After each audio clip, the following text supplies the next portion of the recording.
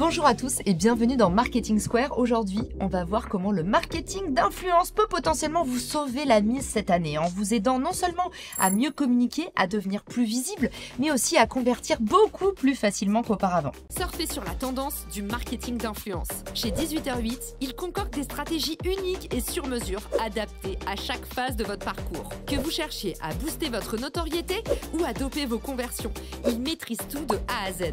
18h08, c'est la seule agence d'influence en France à proposer des budgets adaptés, quels que soient vos objectifs. Ils sont également spécialisés dans les marques émergentes qui veulent faire une entrée remarquée sur le marché.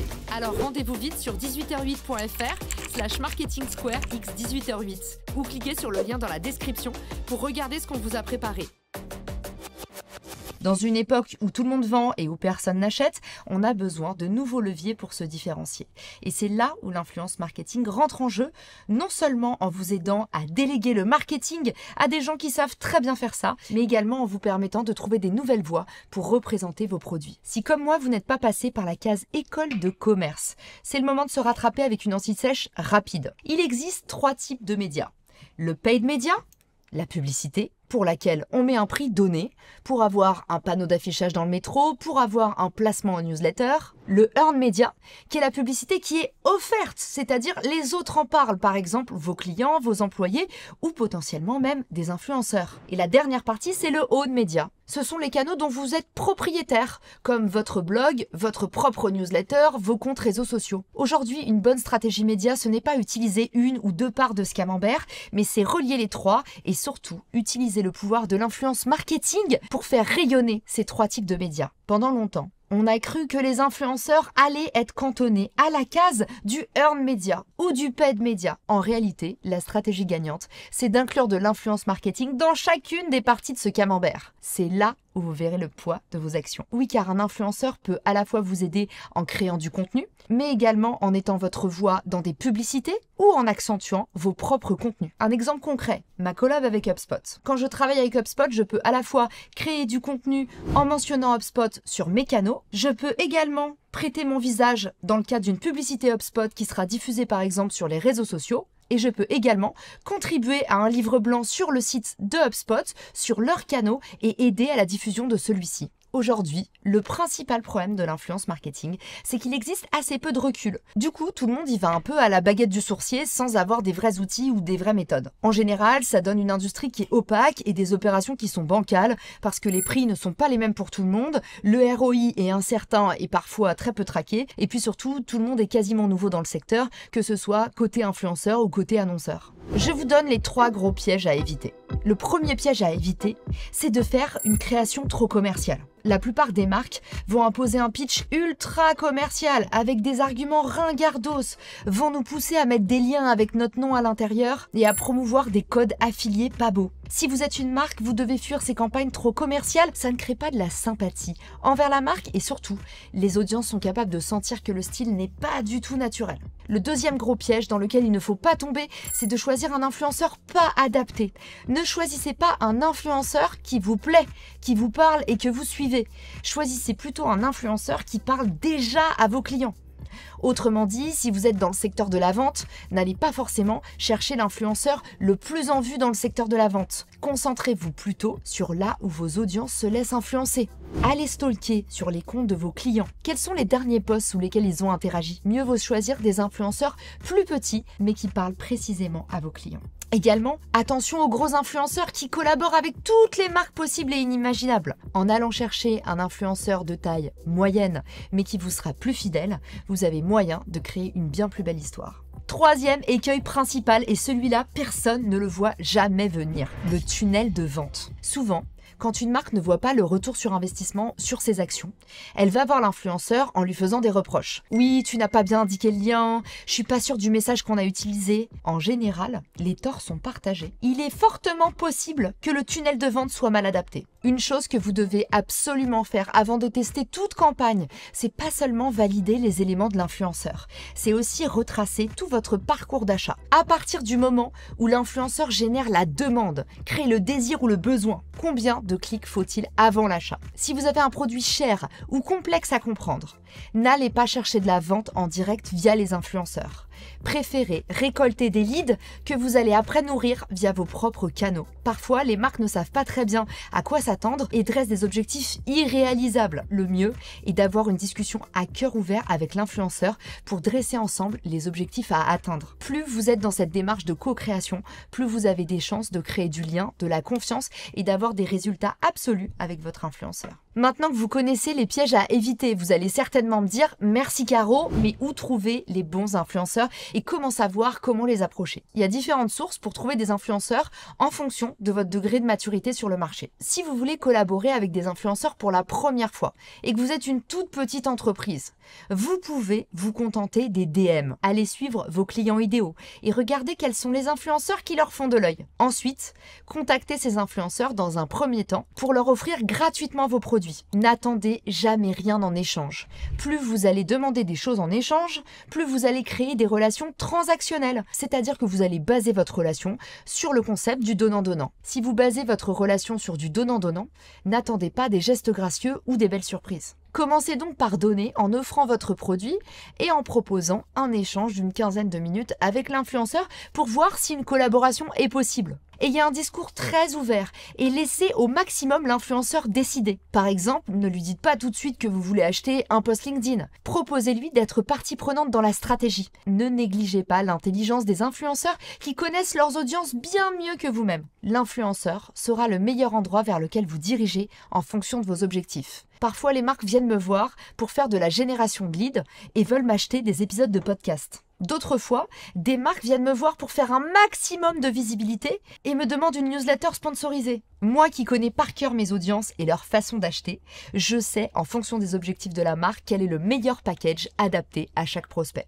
Plus vous laissez de la liberté à l'influenceur, plus vous recevrez ses conseils et plus il sera engagé à vos côtés. Et oui, quand c'est nous qui choisissons, forcément, il y a un peu plus d'ego derrière. Si vous êtes vraiment perdu et que vous n'avez pas trop la culture réseaux sociaux, il existe des logiciels comme Favicon qui peuvent vous permettre automatiquement de faire le tri des bons influenceurs par secteur d'activité, par niveau de maturité et vous pouvez aller très très loin dans la segmentation. Un logiciel comme celui-ci ne vous permet pas de contacter en direct des influenceurs mais au moins d'avoir le bon ciblage. Si vous êtes un créateur vous-même, ça peut vous donner d'excellentes idées de personnes à inviter qui auront de l'impact et de l'influence sur un secteur donné.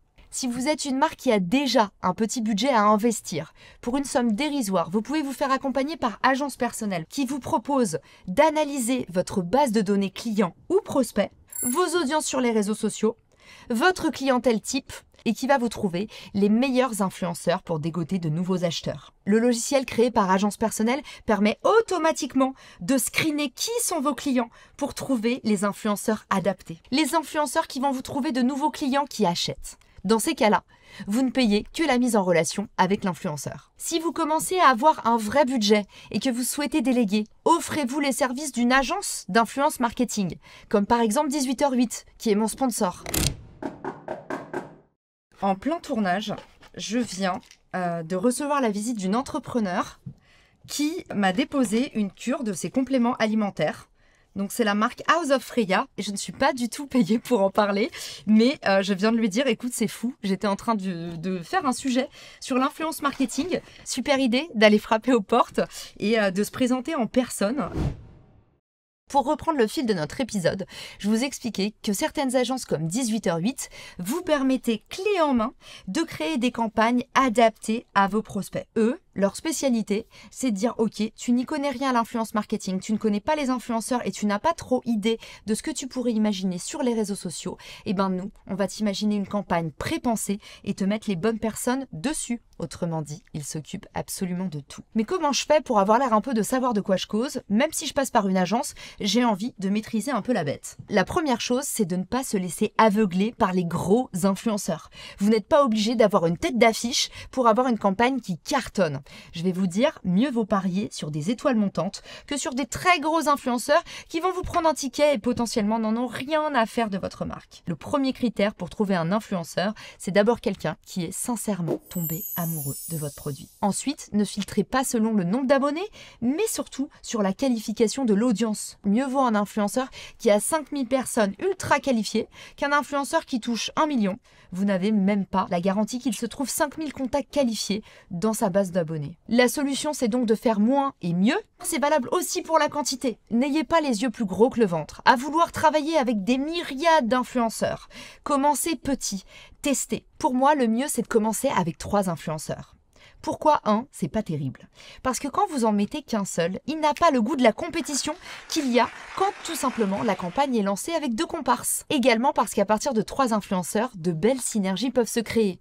Vous pouvez par exemple mettre vos influenceurs dans un groupe WhatsApp en commun, où ils vont pouvoir s'entraider, s'échanger leurs concepts, leurs créatives, et potentiellement également aller commenter sous les posts des autres pour amplifier la portée. Si vous avez compris ça, vous avez déjà tout gagné. Pour finir, une stat qui va vous achever, le taux d'engagement des micro-influenceurs est souvent 7 fois supérieur à leurs aînés. Autrement dit, c'est moins coûteux et vous risquez de convertir beaucoup plus. Ça s'explique pour plusieurs raisons. Les influenceurs qui sont petits créent plus de confiance. Les influenceurs qui sont petits ont plus de proximité avec leurs audiences. Et les influenceurs qui sont petits sont potentiellement beaucoup moins dragués par des marques, du coup font moins de publicité. Leur audience est donc moins polluée. Deuxième chose à mettre en place absolument, laissez de la liberté à vos influenceurs. Ne cherchez pas à tout maîtriser. Je peux vous dire que plus les marques m'imposent des cercles de validation élevés, avec 15 personnes dans la boucle, des documents dans tous les sens, moins ma créative est bonne et a du succès. Tous mes partenariats qui ont le mieux marché sont ceux que j'ai fait avec des marques qui m'ont donné un objectif et qui m'ont laissé carte blanche sur le reste. N'oubliez pas que votre objectif final, c'est d'avoir de la visibilité, des ventes, des nouveaux leads, et pas de maîtriser une campagne ou un individu de bout en bout. Alors, lâchez les rênes et faites confiance à votre influenceur. Mon 3e conseil, faites des points réguliers. Je vois tellement de personnes faire des partenariats avec des influenceurs où au final, plus personne se parle dans les 3 mois et on fait un point à la fin de la campagne quand c'est déjà trop tard. Ça, c'est l'écueil à éviter absolument. Vous voulez travailler avec votre influenceur sur le long terme, créez un canal de communication privilégié avec des points réguliers. Pour mes collabs, je privilégie toujours WhatsApp. J'adore dire aux marques, tiens-moi informé en temps réel dès que tu as des nouveautés. En général, les gens n'abusent pas, ça crée une vraie relation et ça me permet aussi de faire des petits cadeaux. Par exemple, quand tel ou tel annonceur va sortir un nouveau livre blanc, quand tel ou tel annonceur va me dire « Ah ben Caro, là j'ai une nouvelle fonctionnalité, je vais la placer dans mes contenus appropriés ». Et ça, en facturant 0, juste parce que c'est important et pertinent à l'instant T pour mes audiences. Donc vous l'avez compris, surcommuniquez avec vos influenceurs et créez un canal en direct où vous pouvez faire des points réguliers et rester connecté en permanence. 4e conseil, créez du lien, créez des moments privilégiés. Invitez vos influenceurs à dîner, invitez vos influenceurs à rencontrer vos autres influenceurs, invitez vos influenceurs à venir passer une journée dans vos locaux, invitez vos influenceurs à venir tourner dans vos studios. Faites en sorte que votre influenceur soit comme une extension de vous-même, comme un employé. Traitez-le comme un collaborateur. Faites-lui des tas de cadeaux. Plus vous allez montrer patte blanche, plus vous allez vous investir, plus votre influenceur va créer du contenu sincère, va parler de vous autour de lui et pas seulement dans les créneaux impartis, et va également pouvoir vous rester fidèle malgré les sollicitations plus gourmandes d'autres marques potentielles. Mon 5e conseil, c'est de sortir des sentiers battus. Plus vous proposez des choses originales et du jamais vu, plus les influenceurs seront ouverts à la collaboration et aussi moins regardants sur les tarifs. Par exemple, proposer des éditions limitées. Que vous soyez dans le B2B ou dans le B2C. Sachez que c'est une idée que j'ai proposée à Logitech, qui sait? Peut-être qu'un jour vous aurez la webcam spéciale Caroline Mignot adaptée au LinkedIn Live. Un truc qui se développe énormément cette année, ce sont les événements. Que ce soit un magnifique dîner Bompard avec de jolis cadeaux en cachemire, de superbes rencontres à la clé et la possibilité d'échanger avec Caroline, la directrice de collection. Ou par exemple, un petit déjeuner Respire pour le lancement de leur nouvelle gamme de crèmes hydratantes. Ces petites activations en présentiel, à huis clos, permettent de créer du vrai lien, mais aussi des contenus exclusifs que les influenceurs se hâteront de partager sur les réseaux sociaux, surtout s'ils ont passé un bon moment et surtout si on ne leur a rien demandé en échange. Attirez ce que vous voulez, car on en revient encore et toujours à la même chose, on récolte ce qu'on sème. Semez de la générosité, semez de l'amour, semez de la gentillesse et vous recevrez la même chose. Commencez vos relations par du transactionnel en demandant beaucoup de choses sur un ton autoritaire et centré sur des statistiques et de la data pure et vous risquez d'avoir des relations un peu moisies. Vous l'avez compris, la publicité ça se ringardise. Allons vers les nouveaux leviers. Soyez gourmands quand les autres sont frileux et soyez frileux quand les autres sont gourmands. Si vous voulez aller à contre-courant, quelle que soit votre industrie, votre secteur d'activité, votre maturité sur le marché, c'est le moment de parier sur l'influence marketing. J'espère que cet épisode vous aura influencé, ambiancé et motivé. Je vous donne rendez-vous dans la newsletter pour retrouver tous les bonus cités dans l'épisode, des case studies et plus encore. Et rendez-vous à bientôt pour un nouvel épisode de Marketing Square. Ciao! Si cet épisode te plaît, tu peux le partager en me taguant ou lui laisser 5 étoiles sur Apple Podcasts. Marketing Square.